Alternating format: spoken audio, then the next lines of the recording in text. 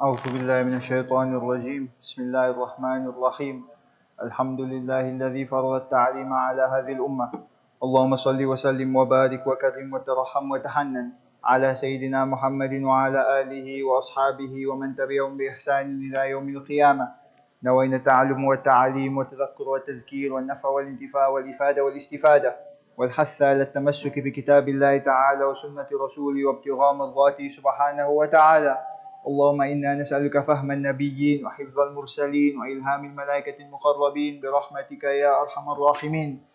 أما بعد والسلام عليكم ورحمة الله وبركاته. We say Alhamdulillah, we thank, praise, venerate and glorify Allah subhanahu wa ta'ala for His continuous favors that He has bestowed upon us. And we send salutations upon the beloved of Allah, beloved Prophet Muhammad sallallahu alayhi wa sallam. And we ask Allah subhanahu wa ta'ala to shower His blessings and His mercy upon His family and His companions and all those that follow Him until the day of Qiyamah and all those that are present. Alhamdulillah, Allah subhanahu wa ta'ala allowed us once again together in the masjid to learn about the virtues of this month that will be entering in a week. Alright, we have 1 week left, that's this class, and the next class inshallah, speaking about the virtues of Ramadan. And before we continue where we left off, last week we started speaking about the virtues of Taraweeh. And then before we start speaking about that, there were two questions. The first one is pertaining to sleep, and the second one pertains to Taraweeh. So the first question that was asked was about sleeping, right? Because we said last week that you shouldn't sleep a lot in Ramadan. And we have some people say that no, if you sleep a lot in it's good, it's ibadah, you won't do sin, right? So sleeping, we understand that your body has a haqq, your body has a right over you, right? And your body parts will speak on the day of Qiyamah. So you have to give your body that time to rest. So when we say stay awake, we say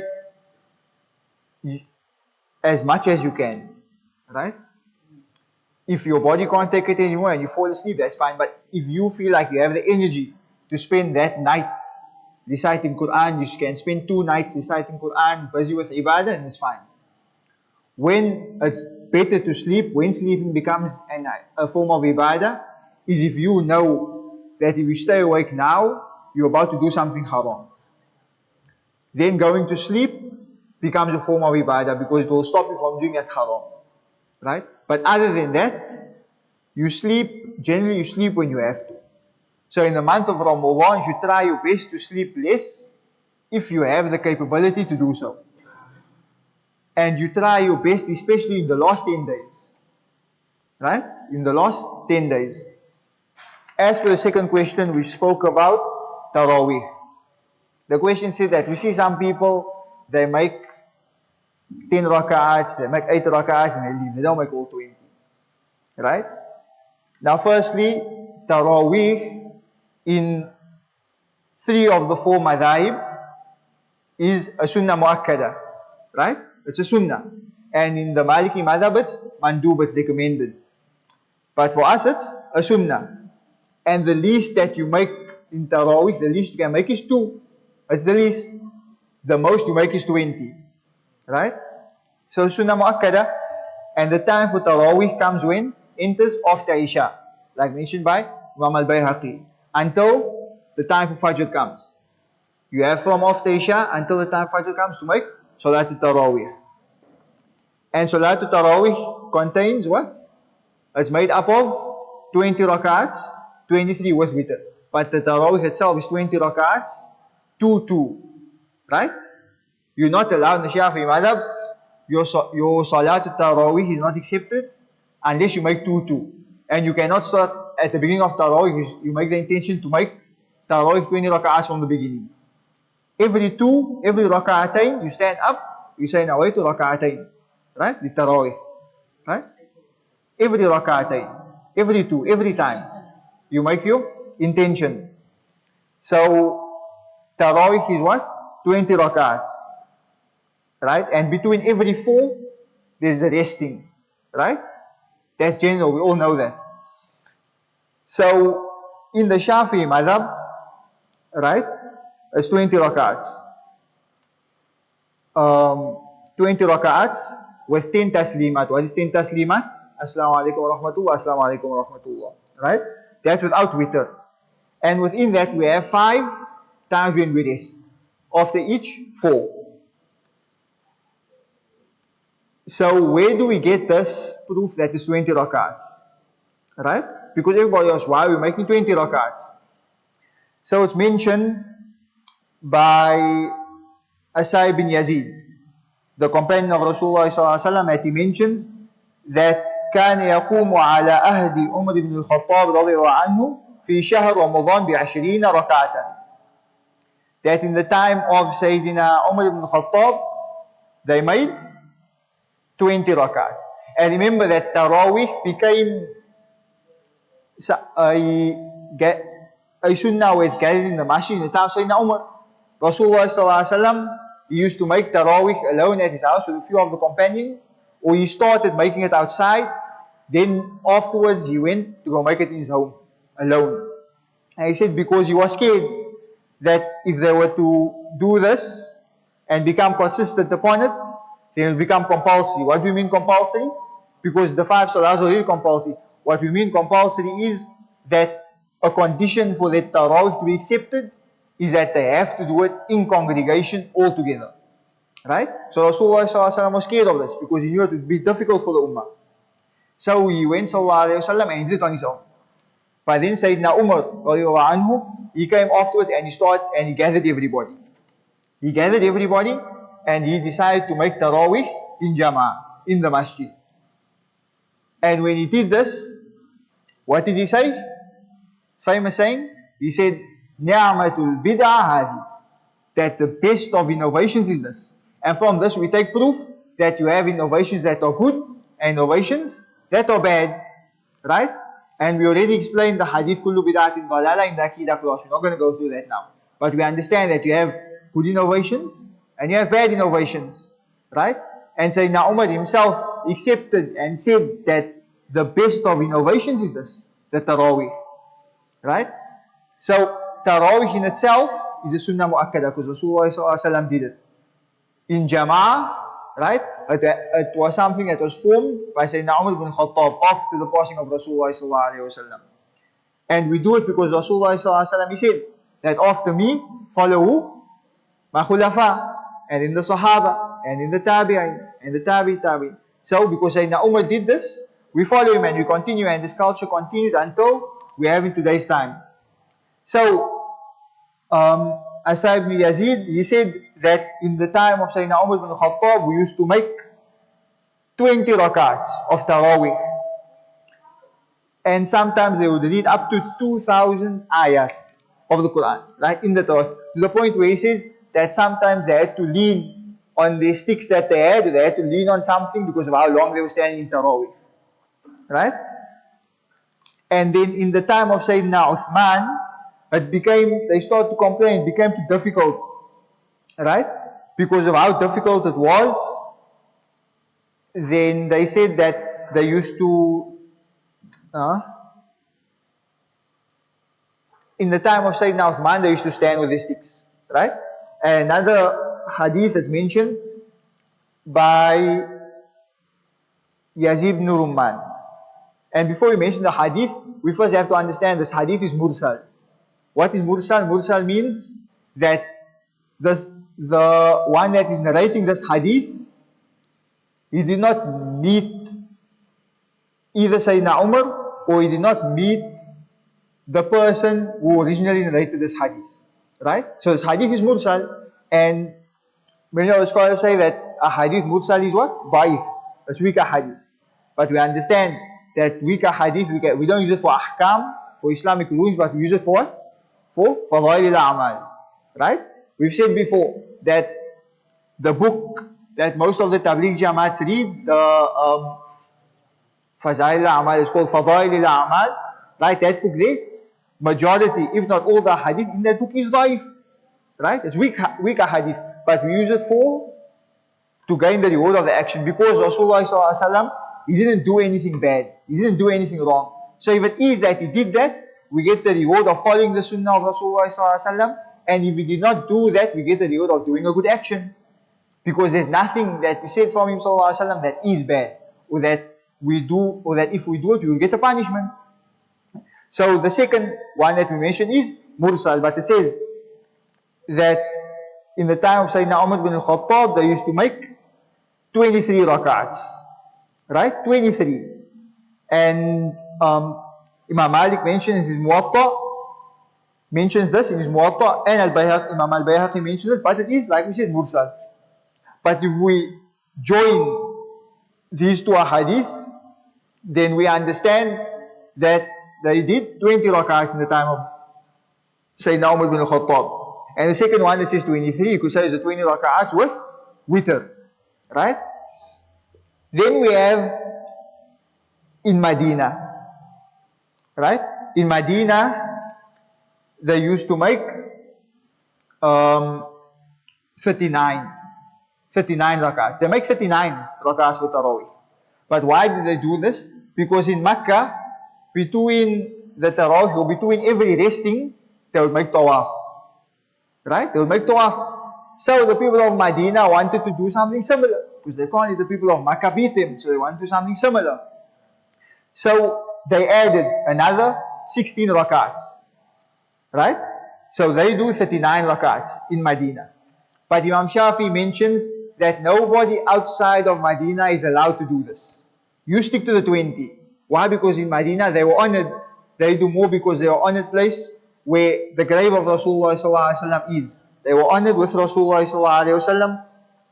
So it's a special place, and they did this because you could say they didn't want the people of Makkah to do better than them, because Rasulullah sallallahu alaihi wasallam is by them. But Imam Shafi says that it's not allowed for anybody outside of Medina to do this.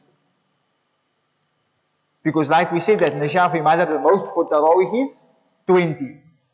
And then you make your 3 witr. Right? And also, before we end, that was the answer for the question that was asked.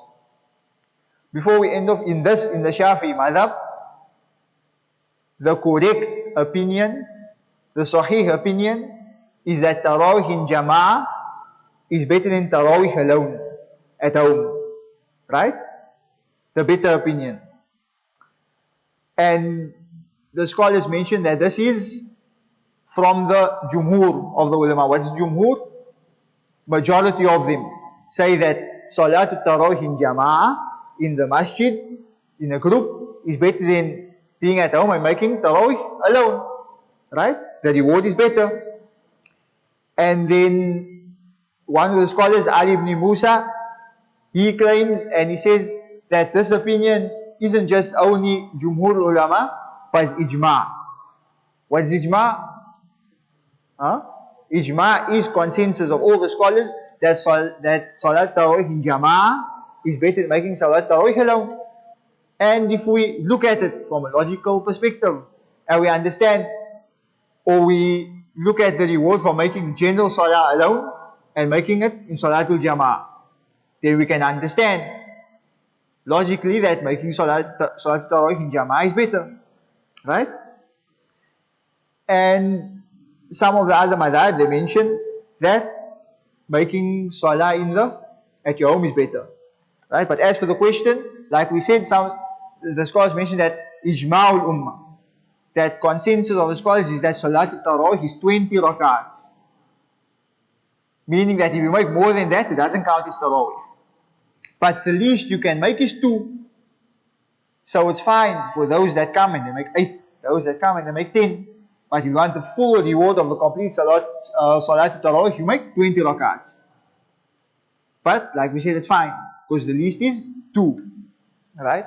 So we said last time we were speaking about Salatul Tarawih and how the mindset you should have in Salatul Tarawih, and how those before us used to be during Salatul Tarawih, and the mindset they had, and how they used to recite. And like we said, we still do some of those customs in today's time. We do khatam of the Quran. Right? So we continue speaking.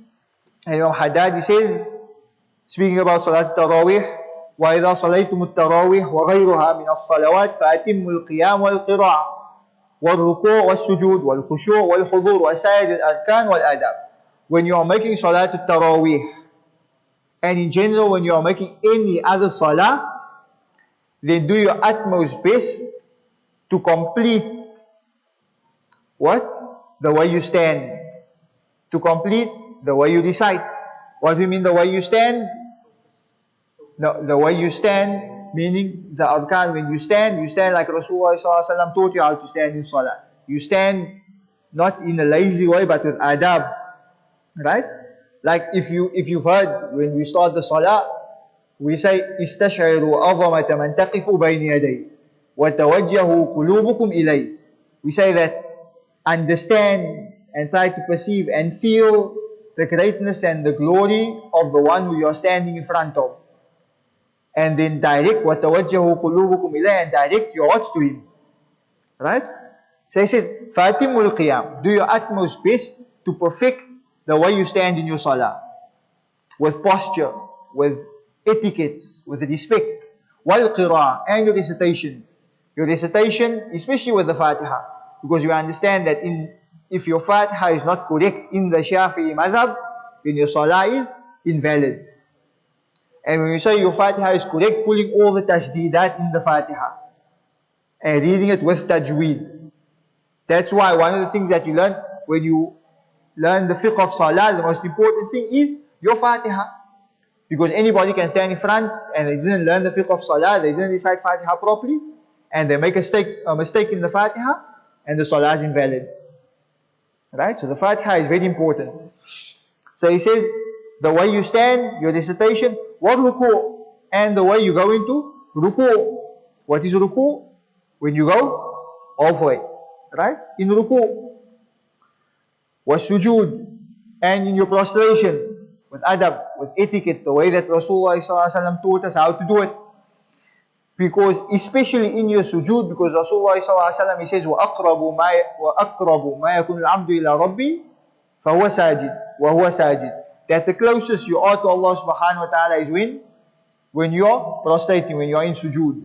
That's why scholars would mention, when you want to talk to Allah subhanahu wa ta'ala, then make sujood. When you want to hear Allah subhanahu wa ta'ala talking to you, then recite the Quran. وَالْخُشُوعُ وَالْحُضُورُ. Khushu' and hudur. The presence, you have to be present in your salah. When you say Bismillah ar-Rahman ar-Rahim, do you understand what you are saying? When you say Ihdina as-Sirat al-Mustaqim, are you present there, sincerely asking Allah subhanahu wa ta'ala to guide you to the straight path? Be present. Many of us, when we make salah, and then we think we're making now Maghrib, most of the time it's up after Maghrib, or it's up after Isha, you're making salah, then you think, what food am I going to have now at home? Then immediately after the salah, and you jump up and you make salah. That's also a problem. Many people, immediately after salah, you get up. Firstly, it's against the sunnah to get up from your place before the imam gets up. Secondly, Allah subhanahu wa ta'ala says in the Quran, فَإِذَا فَرَغْتَ فَانْصَبْ. Right? فَإِذَا فَرَغْتَ فَانْصَبْ. The scholars of tafsir say, فَإِذَا فَرَغْتَ what? When you free yourself from what? When you free yourself from salah. فَانْصَبْ إِلَى الدُّعَى. So when you finish your salah, the first thing you do is, you make dua. Right? Like some people will complain, especially after Maghrib. I do a whole dhikr after Maghrib. Huh? But Allah subhanahu wa ta'ala says in the Quran, فَإِذَا فَرَغْتَ أي مِنَ الصَّلَاةِ, from your salah, فَانْصَبْ بِالدُّعَى or إِلَى الدُّعَى. The first thing you do after your salah is that you make abundance of dua. Because you just finished worshipping your Lord. You just finished worshipping Allah subhanahu wa ta'ala. Do you not think that at that time Allah subhanahu wa ta'ala will accept your du'as? But then, immediately after salah, we jump up because we're hungry, we want to go eat. Huh? La ilaha illallah. Wasaid al-arkan wal-adab. And the rest of the arkan, the rukn salah. Right from the arkan salah is what?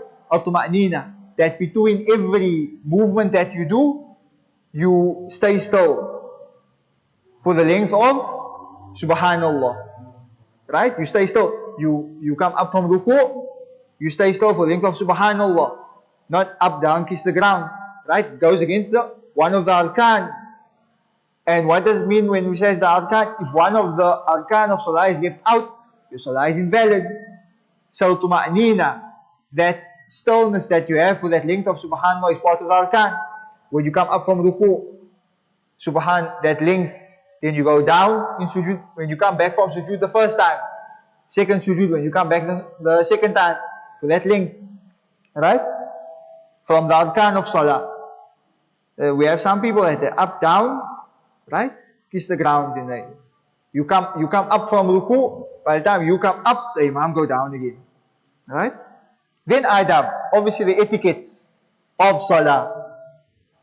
When we say the etiquettes, we mean being present, understanding what you reciting, especially the Fatiha, right? Some people, they don't know what they're reciting in the Fatiha, and everybody just say loud Ameen afterwards, but they don't know what they're saying, right? Adab also that you cut everything off. Why is when Allahu Akbar, right? What's it called? Takbiratul Ihram.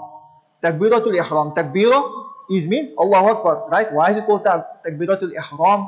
Why does the word haram come in there? It says it's Takbiratul Ihram because when you enter the state of salah, then everything except Allah subhanahu wa ta'ala becomes haram. Right? So at this point when you enter salah, you forget everything else. You do your best to forget everything else except Allah subhanahu wa ta'ala. وَلَا تَجْعَلُوا لِلشَّيْطَانِ عَلَيْكُمْ سُلْطَانًا فَإِنَّهُ لَيْسَ لَهُ سُلْطَانٌ عَلَى الَّذِينَ آمَنُوا وَعَلَى رَبِّهِمْ يَتَوَكَّلُونَ فَكُونُوا مِنْهُمْ إِنَّمَا سُلْطَانُهُ عَلَى الَّذِينَ يَتَوَلَّوْنَهُ وَالَّذِينَ هُمْ بِهِ مُشْرِكُونَ فَلَا تَكُونُوا مِنْهُمْ. The Imam says that do not let shaitan have control over you. Not let shaitan be a sultan. Do not let shaitan be your sultan. Right? Because shaitan is only the sultan. He only has control and kingship over those who turn away from Allah subhanahu wa ta'ala. Those who prescribe partners with Allah subhanahu wa ta'ala. And Imam says, do not be from them. Because shaitan does not have any control and will not have his way with those who sincerely believe in Allah subhanahu wa ta'ala and sincerely put their trust in Allah subhanahu wa ta'ala. وَمَا يَتَوَكَّلْ عَلَى اللَّهِ فَهُوَ حَسْبُهُ. And the one that puts his trust in Allah subhanahu wa ta'ala, that's enough for him. وَمَا يَتَوَكَّلْ عَلَى اللَّهِ فَهُوَ حَسْبُهُ.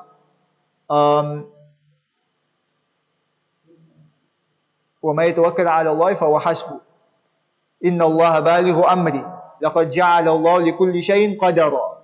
That everything has been declared for you. Every single thing. The scrolls have been lifted. Everything has been declared for you. It will not be changed. It will not be brought forward and it will not be brought back. Right? And if you put your trust in Allah subhanahu wa ta'ala, that is enough for you. And shaitan, if you truly put your trust in Allah subhanahu wa ta'ala, shaitan will have no power over you. He says, وَاسْتَكْثِرُوا مِنْ أَعْمَالِ الْبِرِّ وَأَفْعَالِ الْخَيْرِ مَا اسْتَطَعْتُمْ فِي شَهْرِ رَمَضَانِ. And increase in doing acts of good. Increase, even if you do acts of good now outside of Ramadan, half of the day. In Ramadan, you do acts of good the whole day. Right? As much as you can in the month of Ramadan. لِفَضْلِ أَوْقَاتِ وَحُصُولِ الْمُضَاعَفَةِ فِي وَكَثْرَةِ الثَّوَابِ وَتَيْسِيرِ الْأَعْمَالِ بِالْخَيْرَاتِ. Why? Because of the multiplication of your actions in this month.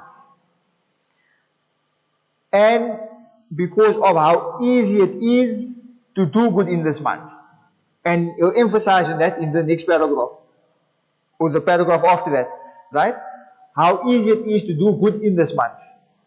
فَأَمَّا الْمُضَاعَفَ فَلَمَّا وَرَدْ.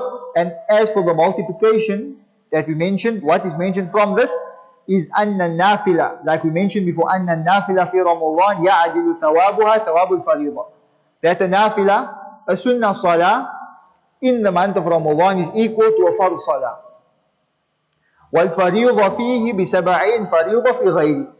And a fard salah in Ramadan is equal to 70 salahs outside of Ramadan. 70 fard salahs. And you mentioned this in the first class when we spoke about salah. That if you take this and you take the reward for making salah in jama'ah, which is 27. right? 27 and the 70 is 90, 97, right? We say 97. That's if you, so one fard salah is equal to 70 fard salahs outside of Ramadan, plus the reward of making it in Jama'ah. Then how can we miss a fard salah in Ramadan not in Jama'ah? Right? فَمَنْ يَسْمَحْ, then he says, فَمَنْ يَسْمَحْ بِفَوَاتِ هَذَا الرِّبْحِ وَيَكْسِلْ عَنْ اغْتِنَامِ هَذِهِ التِّجَارَةِ الَّتِي لَا تَبُورُ. So who will allow himself to miss out on this profit? Who will allow himself to miss out on this profit? And who will be so lazy that he will not take advantage of this business in which there will be no loss? Right? Because like we mentioned before, that the scholars use these terminologies of a business, because Allah subhanahu wa ta'ala says in the Quran, إِنَّ اللَّهَ اشْتَرَى مِنَ الْمُؤْمِنِينَ أَنفُسَهُمْ بِأَنَّ لَهُمُ الْجَنَّةِ, that Allah subhanahu wa ta'ala bought from the believers their souls and themselves for what? For Jannah. So scholars would mention this, and they would say that there's no loss with the business interactions that you make with Allah subhanahu wa ta'ala. There's only profit. So he says, after you've heard this, and the three classes that we've had, you've heard many virtues of Ramadan. So after you've heard all these virtues, would you still allow yourself to miss out on the profit that you make in this month? Would you still be so lazy to the point that you do not take advantage of this business where you will never become a loss, where you will never lose out in? Right? This business that is giving you an internship. Every year, this business, and as long as you do what you're supposed to do in this job, you get paid. Right? But if you don't do what you are supposed to do, what happens? You get fired. Right? And if you go against what you are supposed to do in Qiyamah, you don't get fired, you get thrown into the hellfire. We ask Allah subhanahu wa ta'ala to protect us from that. He says, وَأَمَّا تَيَسُّرِ الْعَمَلِ, as for why actions are so easy in the month of Ramadan. وَأَمَّا تَيَسُّرِ الْعَمَلِ بِالْخَيْرِ فِي رَمَضَانِ فَلِأَنَّ النَّفْسُ الْأَمَّارَةُ بِالسُّوءِ مَسْجُونَةٌ بِالْجُوعِ وَالْعَطَشِ. Firstly, because your nafs al-ammara, which is the lowest form of the nafs that calls you to do bad, right? Because the nafs al-ammara in the month of Ramadan is trapped, imprisoned. Why? Because of your hunger and your thirst. Like we said, that your nafs only has control over you once you have a full stomach. That's why we said we mentioned the hadith of Rasulullah sallallahu alaihi wasallam, the most hated vessel to Allah subhanahu wa ta'ala is a full stomach. Right? But if your stomach is empty, then your nafs has no power. Your nafs becomes prison. So he says, firstly, because your nafs al-ammara bisu is prison because of your hunger and your thirst. And secondly, وَالشَّيَاطِينَ الْمُثَبِّطِينَ عَنِ الْخَيْرِ الْمُعَوِّقِينَ عَنْهُ مُصَفَّدُونَ لَا يَسْتَطِيعُونَ الْفَسَادُ وَلَا يَتَمَكَّنُونَ مِنْهُ. So firstly, your nafs is imprisoned. Secondly, shaitan or the shayateen, because remember we have Iblis, and in every person, every single son of Adam, of Sayyidina Adam, he has his own shaitan that's always with him, whispering in his ears. And shaitan whispers, and your nafs tell you, yes, listen. Right? We find that shaitan whispers in your ears, and he says, who does that person think he is? He's keeping him quiet, he's keeping him like this.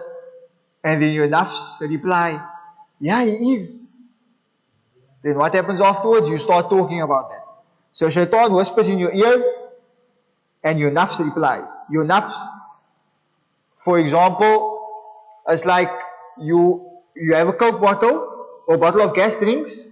Then what happens when you throw the Mentos into the gas drinks? It explodes, right? So when shaitan whispers and your nafs comes and starts throwing that Mentos in, until what point? You explode, right? So firstly, your nafs is in prison, and at the same time shaitan is what? The shayateen is locked up. in the month of Ramadan, all the shayateen, everybody, there's no shaitan close to you. Right? So because shaitan is shackled, and your nafsul amaro bisu is imprisoned because of your hunger and your thirst, so now you have nothing to stop you. So now doing good becomes easier. Right? But then sometimes people, they still struggle. Why is that? Like we said last week, that do not eat a lot for suhoor. Not eat a lot for futur. Because once you eat a lot, and your nafs gets the strength back, you start whispering. And maybe that time when you fall the night, the nafs starts telling you things, and like, I'm going to do that tomorrow. I'm not going to do that tomorrow. I'm going to make fajr later. I'm going to make dhuhr just before asr. I'm going to make all my salahs together, even though I'm not a traveler, because it's full, right? So in the month of Ramadan, you eat what you need, just what you need, right? You don't fill yourself, because once you fill yourself, then your nafs has control, and your nafs becomes powerful, and your nafs starts attacking you. Because even though shaitan is locked up, now you're still dealing with your nafs. And we said the nafs is the one that pushes you to the limit. Shaitan just comes to you and he whispers in your ears. That's why on the day of Qiyamah, shaitan says, right? وَمَا لِي عَلَيَّ sultan. I never had any power. I just whispered in your ears. Your nafs is the one that pushes you to the limits to follow that.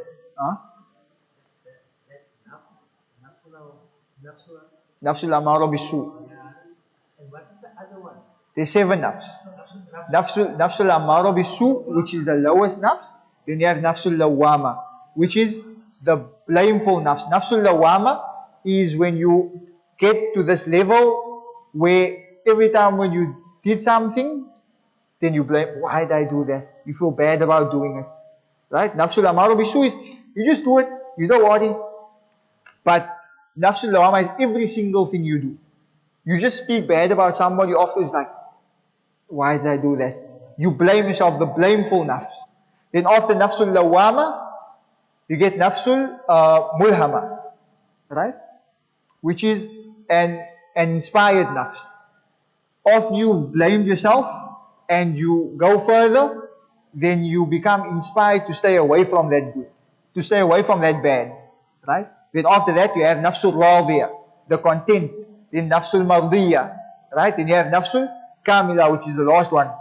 So these nafs are at levels. You can't. Some people say it's only 4 nafs. It's wrong, right? Radiyah, mardiyah, mutma'inna. Radiyah, so it's amaratum bisu, lawama, mulhama, radiyah, mardiyah, mutma'inna, kamila. 7 nafs, right? Like we said, some people say, some scholars mention there's 4, there's 7 nafs, right? And you can't just jump to kamila. You start from nafs, everybody starts from nafsul amara bisu, and you build the way up. And the scholars have written out your adhkar that you do to move from nafs to nafs. From the scholars mention that to move from nafsul amaratum bisu to nafsul lawama, you increase in saying La ilaha illallah. Scholars mention 70,000 times a day, or 70,000 times a week, right? La ilaha illallah. But you don't just say it, say it with your heart, right? La ilaha illallah. The first part is nafi, the second part is ithbat. What do you mean nafi? La ilaha. It not eradicate, it nullifies, right? It negates that there is no God, but there is no God. But you can't stop there. So the second part is ithbat, illallah. That there is no God but Allah subhanahu wa ta'ala confirms. That's why some of the awliya, they would have a litany or a wilt of dhikr where they would just say illallah, illallah, illallah, confirming in their hearts that the only God is Allah subhanahu wa ta'ala. So, if you fast the way that you are supposed to fast, then doing good becomes easy for you. And there is nothing stopping you from doing bad. وَلَا مِن دُونَهَا حَاجِزْ إِلَّا مَنْ غَلَبَ عَلَيْهِ الشَّقَاءُ. And there is no veils covering you from doing this bad except what? Or is nothing blocking you from doing the bad except those who their shaqa is unhappiness or depression, right? Or this bad has taken over them completely. Somebody that transgressed, and even in Ramadan, because become accustomed to him to do wrong, he does not have the ability to even in Ramadan do good. We ask Allah subhanahu wa ta'ala to protect us from them and to not make us from them. واستولى عليه الخذلان والعياذ بالله فيكون رمضان وغيره عنده سواء في الغفلة عن الله. These people, Ramadan is the same to them like any other month in the year, right? In Ramadan, aside of Ramadan, they are still negligent of Allah subhanahu wa ta'ala. فَرُبُّمَا يَكُونُ فِي رَمَضَانِ أَعْظَمْ إِعْرَاضًا عَنْ رَبِّهِ فَأَكْثَرْ غَفْلًا. And it could be that in Ramadan, just because it's so easy to do good in Ramadan, because of the way they are, it could be that they increase in the neglection of Allah subhanahu wa ta'ala, and they increase in the negligence of Allah subhanahu wa ta'ala, and increase in doing wrong. Right? So he says, وَكَمَا يَنْبَغِي لِلْمُؤْمِنِ أَن يَسْتَكْثِرْ مِنَ الْأَعْمَالِ الصَّالِحَةِ فِي هَذَا الشَّهْرِ وَيُسَارِعَ فِيهَا. Like we said, it's important for a person to increase in doing good in this month, not just increase, but to hasten in doing this good. كَذَلِكَ يَنْبَغِي لَهُ أَن يُبَالِغْ فِي التَّحَرُّزِ عَنِ الْمُخَالَفَةِ. Also, it's just as important to beware of disobeying Allah subhanahu wa ta'ala, of doing bad, of having animosity, of speaking bad, right? Beware of this. وَيَكُونْ فِي نِهَايَةُ الْبُعْدِ عَنْهَا. And be as far as you can from these bad actions. فإن المعاصي في الأوقات الفاضلة يكون إثمها عظيما وزورها كثيرا ووزرها كثيرا. Because a sin in blessed times, the month of Ramadan, Rabiul Awwal, tomorrow night, Nisfu Sha'ban, sinning on honored and virtuous times, whether it's a full month or a day, the punishment for that sin is greater than the punishment for a sin outside of those months. Right? That's why when we said in the Jumu'ah, in Rajab, right? Rajab is one of the Ashur al-Hurum, one of the sacred months. And sinning in one of the sacred months, you have a greater punishment for sinning in one of the sacred months than sinning outside of those months. Even though sinning is bad in general, but the punishment for sinning in a sacred month or a sacred time, even if it is an hour, right? The punishment for that is greater than the punishment for a sin outside of those months. نظير كثرة الثواب على الأعمال الصالحة الواقعة في الأوقات الفاضلة. Right? So, what time is that then? 5 to, so 8 o'clock. وقد ورد أن عليه الصلاة والسلام كان يجتهد. So now he moves from speaking from Taraweeh to speaking about the last 10 nights of Ramadan. Right? The last 10 nights of Ramadan.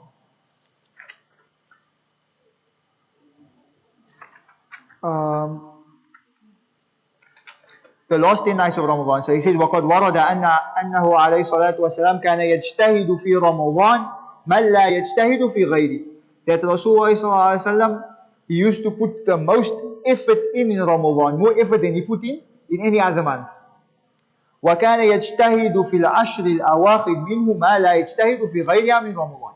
And in the last 10 nights, Rasulullah used to put even more effort in than he did in the rest of Ramadan. قلت, and Haddad says, وذلك لفضل العشر الأواخر على غيرها من الشهر وقد أمر عليه الصلاة والسلام بالتماس ليلة القدر فيها. Haddad says, Rasulullah did this because of the virtue and the greatness of the last 10 days, because the last 10 days are more virtuous than the rest of the month, and Rasulullah he ordered us to look for Laylatul Qadr in these last 10 days. قال العلماء رحمه الله تعالى وهي في الأوتار منها أرجع. Some of the scholars mention that Laylatul Qadr is most likely on one of the odd nights of the last 10 days. Wabil Jumla. And to summarize the whole issue of when Laylatul Qadr is. فينبغي للمؤمن الفطن أن يكون في كل ليلة من ليالي رمضان مستعدا لليلة القدر ومستيقظا لها. He says that it's important for every, he doesn't just say every believer, he says every believer that claims to be logical, that claims to have a brain. Every believer that claims to have intellect, it's important for you to be ready every night of Ramadan, not just the last 10 nights, every night of Ramadan, you have to be ready for Laylatul Qadr. Every night of Ramadan, you have to be awake. Why? So that you can, because you do not know exactly when Laylatul Qadr is. Yes, there are signs that on the night of Laylatul Qadr, the weather outside would be perfect, right? It wouldn't be too cold, it wouldn't be too hot, the skies would be clear, right? But in Ramadan, the sweetness in the but you find that in Ramadan there's multiple nights where it's like that. So he says throughout Ramadan, if you want to take a short nap in the day to make sure that you can stay awake at night, right? That's fine. But sleeping a whole day is a problem, right? But you take a nap.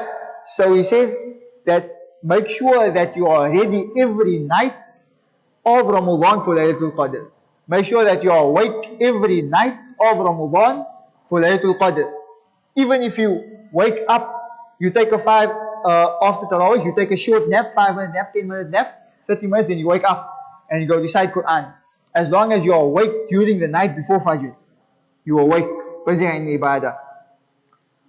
وَمُدَاوَمًا عَلَى الْعَمْلِ الصَّالِحِ, and continuously doing good. فإن المقصود الذي عليه المعول أن تأتي عليه ليلة القدر وهو مستغرق بالعمل الصالح ذاكرا لله تعالى غير غافل ولا ساهٍ ولا لاهٍ.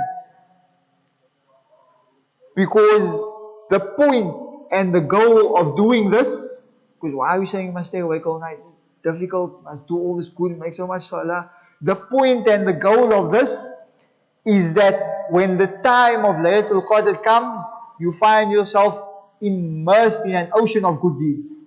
You find yourself immersed in the remembrance of Allah subhanahu wa ta'ala. And you find in Ramadan, every night there is a program at different masajid. Right? There is not a night in Cape Town, there is not one night of Ramadan where there won't be one program or 5 programs somewhere. And if you have the capability, do your utmost best to find yourself at one of those programs. Because the goal, like we said, immersed in good actions, immersed in remembering Allah subhanahu wa ta'ala, and not being negligent and turning or ignoring this blessings. وَسَوَى بَعْدَ ذَلِكَ رَآ لَيْلَةُ الْقَدْرِ أَوْ لَمْ يَرَهُ. Even if he doesn't meet Laylatul Qadr, meaning the night of Laylatul Qadr goes past and he doesn't realize it was Laylatul Qadr. Even if he doesn't realize that, and majority of the time people will not realize it was Laylatul Qadr that night.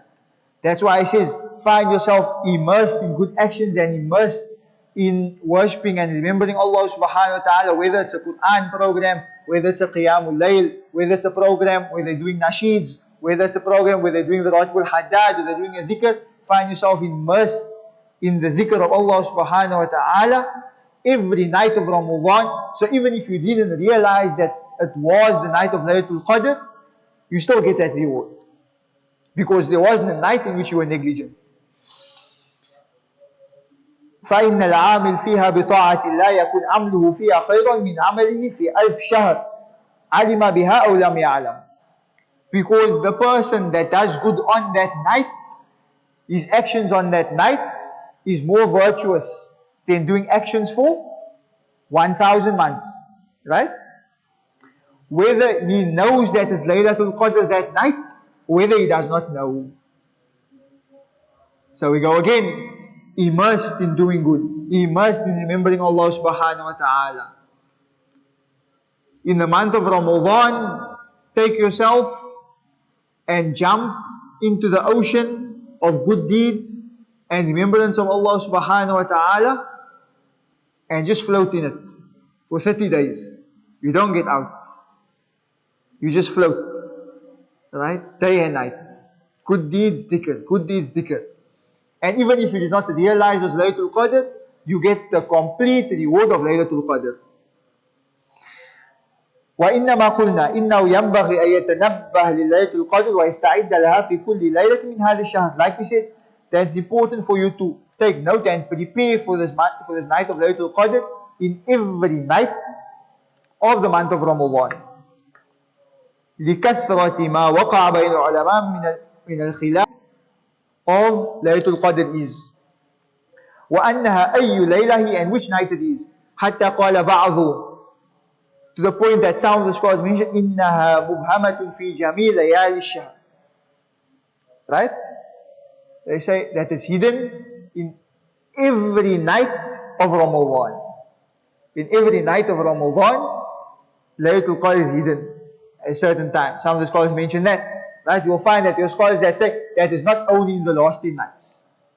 That Laylatul Qadr can be at any night of Ramadan. Like this, we say, is that is hidden in every night of Ramadan. Some of the scholars say that. There is outside of the scholars that say it's in the last 10 nights, and the scholar says in the odd nights of the last 10 nights, right? Then some of the other scholars say إنها متنقلة في ليالي وليست ليلة بعينها. Some of the scholars say that this night of Laylatul Qadr moves around. It's not the same night every year. It's not the same night every year. That's why I say وَلَيْسَتْ لَيْلَةٍ بِعَيْنِهَا. You could say last year Laylatul Qadr was on the 27th night. The year before it was on the 21st night. The year before it was on the 29th night. Scholars mean that it changes. Laylatul Qadr is not on the same night every year.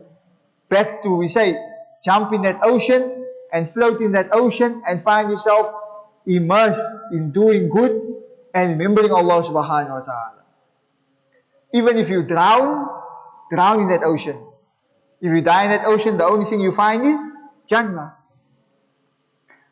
قلت وأجدني أميل إلى هذا القول. Imam Haddad, right before, for those that again do not know who Imam Haddad is, Imam Haddad, Abdullah bin Ali al-Haddad, is the one that wrote the Ratib al-Haddad, or the Haddad that we read here in Cape Town. Right? From Yemen, Hadramaut, Tarim.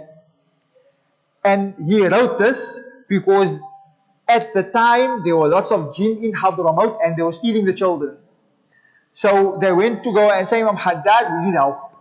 And Imam Haddad wrote this Ratib al-Haddad, and they started reciting it in every house, every night. And after that, the children started coming back. The jinn started returning their children. And then we have Sheikh Yusuf al-Makassari from Makassar, who met Imam Haddad, and he took ijazah and permission for the Ratib al-Haddad, and he brought it to Cape Town. Right? So, this book also, because Imam Haddad has a connection to Cape Town, because the culture of Cape Town, part of the culture is what? The Ratib al-Haddad. Right? And we have people that go against Bidah and all of this, but there are many hadith that benefit having dhikr in jama'ah, having dhikr in a gathering. That Allah subhanahu wa ta'ala He says in a hadith Qudsi, that Rasulullah sallallahu alaihi wasallam says, Allah subhanahu wa ta'ala says, whoever remembers me alone, I remember him alone. And Allah subhanahu wa ta'ala says further, whoever remembers me in a gathering, I remember him in a gathering greater than his gathering. You remember Allah subhanahu wa ta'ala here, and Allah subhanahu wa ta'ala says, my slave so and so, to Allah subhanahu wa ta'ala says to His angels, my slave so and so remembers me. And if you continuously remember Allah subhanahu wa ta'ala and you gain the love of Allah subhanahu wa ta'ala, then Allah subhanahu wa ta'ala mentions in the hadith, Allah subhanahu wa ta'ala, He calls Sayyidina Jibreel. And He says, oh Jibreel, I love so and so, so you should love him. And Sayyidina Jibreel, he goes to the angels and he tells the angels that Allah subhanahu wa ta'ala loves so and so, so all of you love him. So the whole remembering Allah subhanahu wa ta'ala, making hadat is a bid'ah, is nonsense. remember that, we'll end off with this. Remember that we have a qaida, right? That al-asl fi kulli shay ibaha. The origin in everything is that it's allowed, right? Some of these comments that say that al-asl fi kulli shay hurma. The origin of everything is that it's haram. Some people say, no, that makes sense. But the problem is, if we say the origin of everything is haram, that would mean that before we do every single thing, we would need dalil, qat'i, thubuti, meaning completely sahih, ahadith, and ayahs from the Quran saying that that thing is haram. Right? So it makes no sense. Because there are many things in today's time that is nothing in the Quran or the Sunnah that says that it's allowed. So you're going to say it's haram. No. Al-asl fi kulli shay ibaha. The origin of everything that is allowed, unless proven wrong with dalil qat'i, with solid proof from the Quran and the Sunnah. Meaning what Allah and Rasulullah says that thing is haram. If Allah and Rasulullah doesn't say word for word that that thing is haram, then what does it mean? Mubah. It's allowed. Right?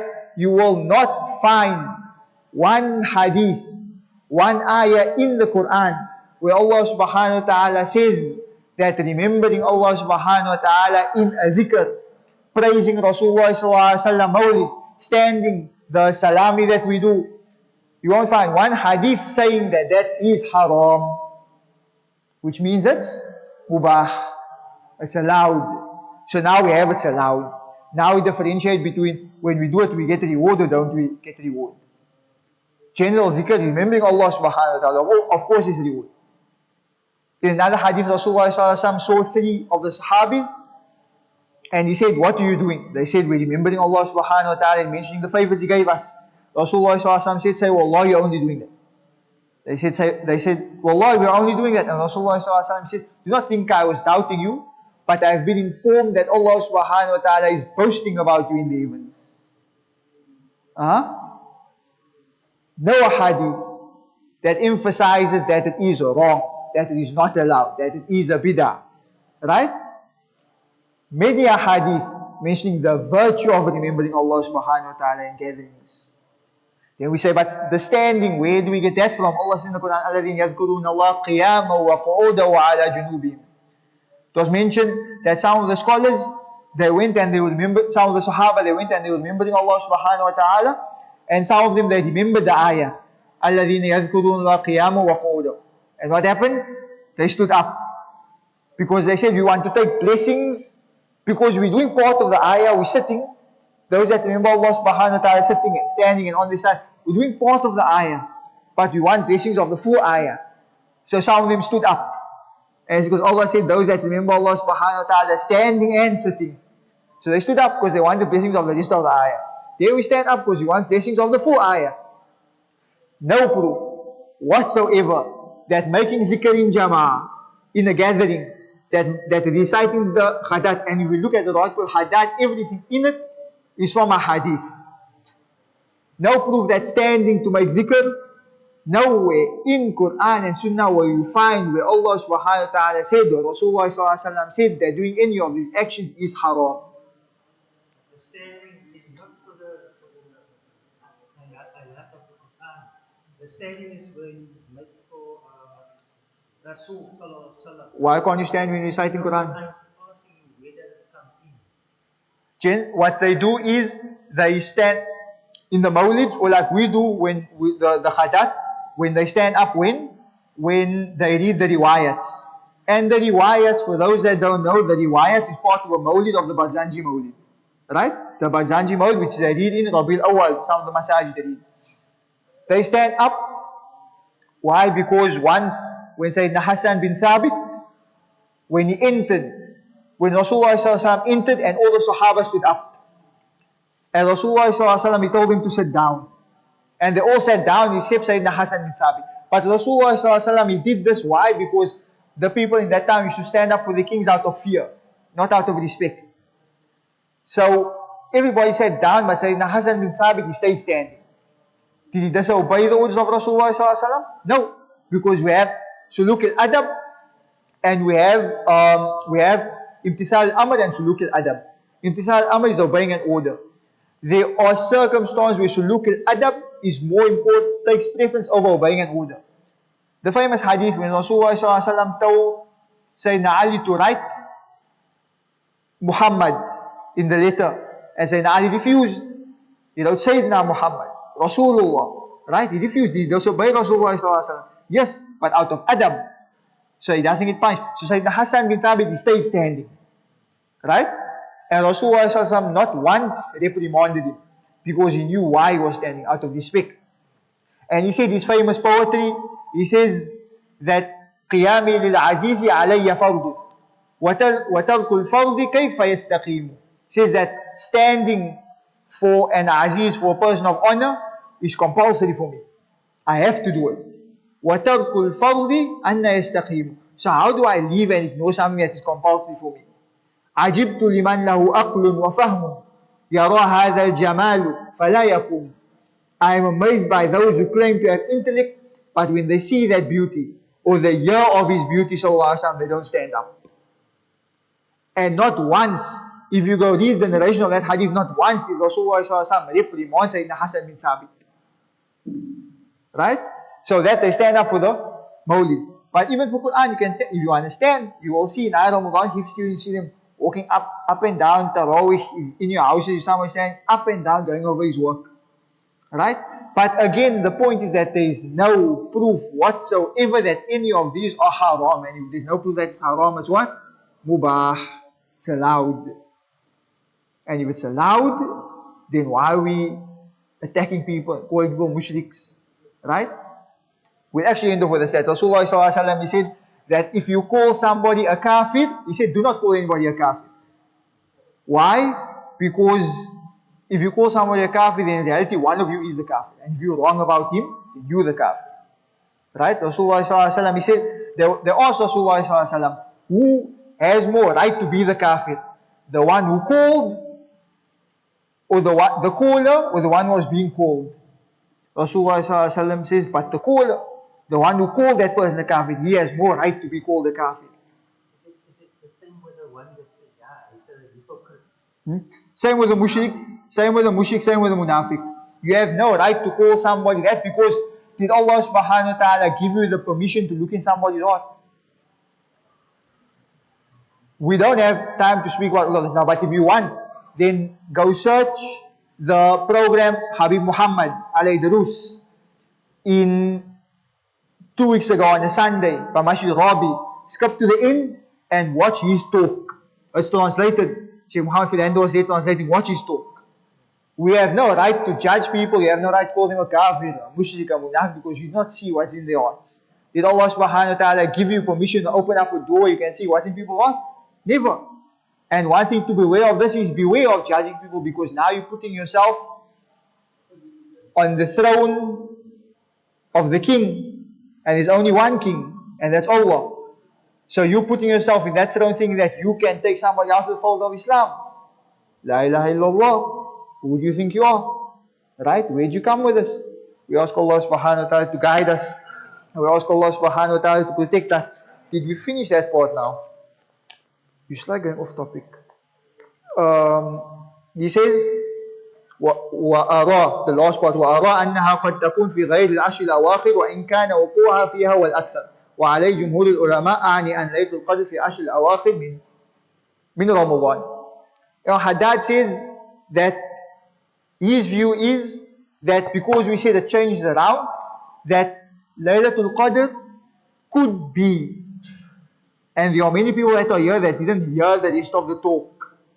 If you don't understand what we're talking about, go watch the rest of the talk on YouTube to understand the full thing. That say that Laylatul Qadr moves around and it's not the same night every night. Right? He says that it could be in any night of Ramadan, even though that is most likely or most of the time it's on the odd nights. Right? But Haddad says that in his opinion, this is a strong opinion, that moves around. Right? So it can be on every night, even most of the times the last 10 nights. It can be any night of Ramadan.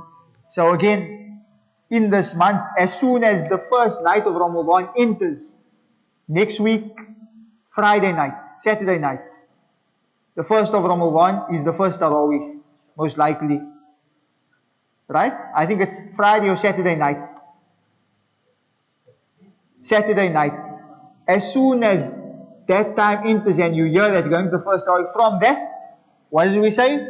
Go onto the ledge and jump in that ocean and start floating for the full 30 days. Don't get out of the water. Your skin can become wrinkly. You stay in that water until you get the full reward of Laylatul Qadr. We ask Allah subhanahu wa ta'ala to allow us to reach this night and to take the full blessings of this night and to take the full blessings of the month of Ramadan. Wa sallallahu ala sayyidina Muhammadin wa ala alihi wa sahbihi wa sallam. Alhamdulillahi rabbil alameen.